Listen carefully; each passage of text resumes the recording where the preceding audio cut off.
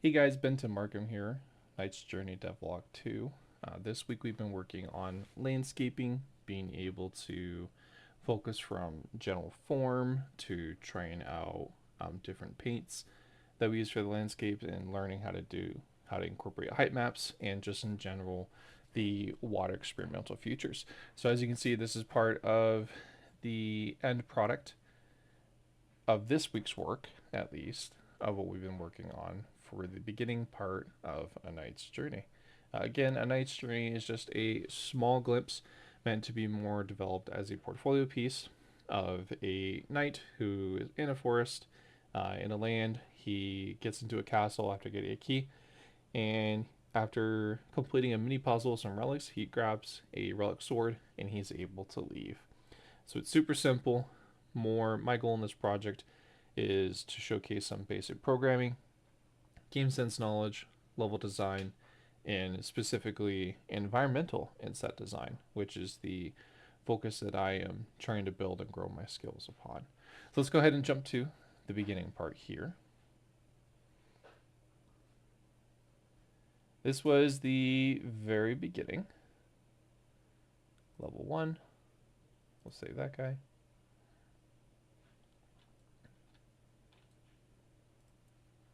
Actually, it was this guy.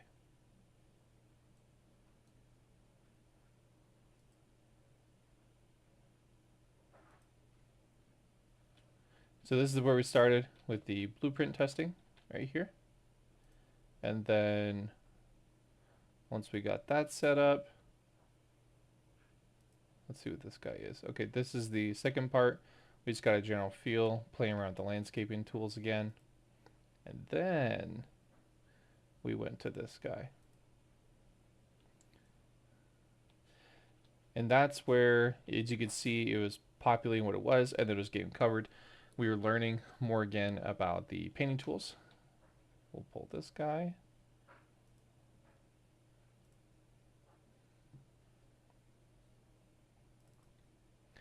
So here is the blueprint for this. Before I had like 10 of them. And I was learning on the forums that it kind of caps out pretty much at 5. So we went and redid it, and the new one that I'll show you, we haven't run into that issue yet.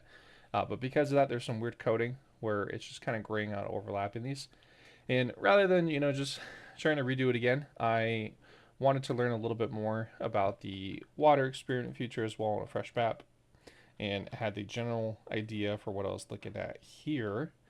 Even though this is much smaller in scale, I decided, hey, let's go look at a different spot here. And so that's why we have this guy. Because we were calling it water tutorial, because we're learning about the water. We installed the height map. We're going to take a high level view. Pun intended here.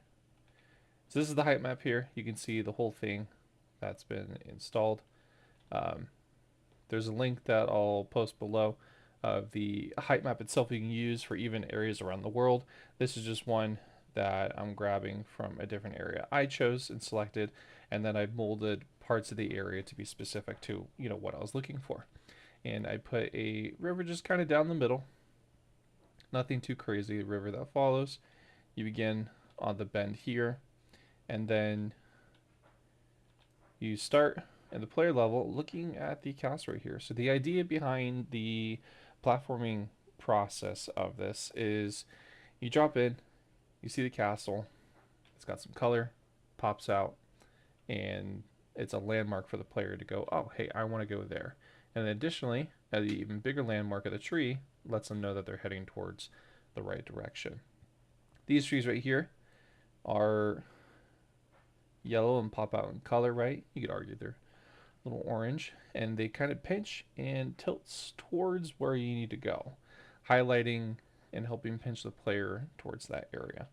So we'll go ahead and fly around a little bit more just to kind of see the overall part of the map.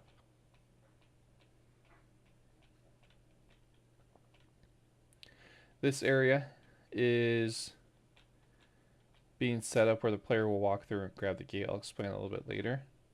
And we'll have just a small part of the dungeon built up where the player will walk into and be able to start collecting those artifacts. So they'll mostly just see the hallway open when they walk in, and then there will be a trigger box when they come through the gate. Once they step on that, it'll like load the new area. They'll load into it. That we were just keeping this area and that area separate for um, loading and processing, making it a little bit cleaner and easier on engines to run.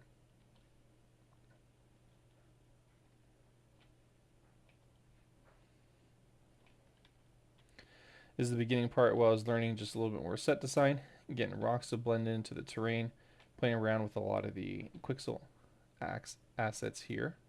If you guys haven't already, make sure to claim your assets through your account, because there will be a paywall starting next year, but at the current moment it's free. So if you have any questions, feel free to ask in the comments and I can help guide you through that.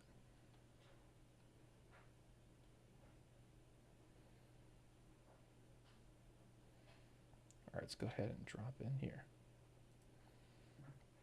Okay, so again, you start here. Boom, you see this guy. You see tilting towards there, the big tree. Even if the player looks around, they don't really see anywhere else specifically to go. Let's just say they decide to run over here.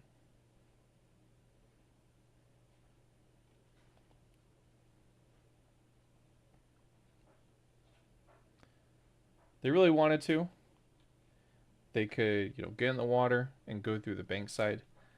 That option is there for them, and they can run straight towards it. But then at the same time, if they choose to go through this path instead, they'll encounter a different scenario.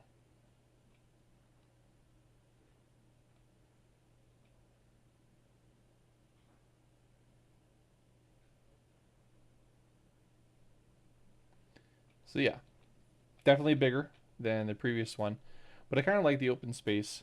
It allows it to breathe a little bit more. I won't have to, I feel like I'll do a better job not cramming it of assets and allowing it to just seem more natural. Still a little foresty, but not too crazy. So you have your key here. You'll fight some enemies that are around this area. Planning to put some mushroom guys that will aggro on. And then once you get that key, you'll be able to head towards the dungeon there. We'll go ahead and escape here. Once you go to the dungeon, I'm going to put a little pedestal where they can insert the key. It'll unlock the gate, and for the blueprint, they'll be able to then walk up to it. It'll open, and then go past Q next level there. So nothing too crazy. Just looking to really build up the environmental skills. Been having a lot of fun learning more about foliage, as well as about the water, the intricacies that are in there, and trying to get better at painting and blending assets together. From afar, it always just looks so interesting. And I think with most games, you can say that. Like even Call of Duty Wildlands, I was playing that the other day, and from a helicopter, when I went like way up in the air, it just you could see the tile repetition, and it was like, ugh, that didn't look super great. But then when you get on the ground, you don't really notice it.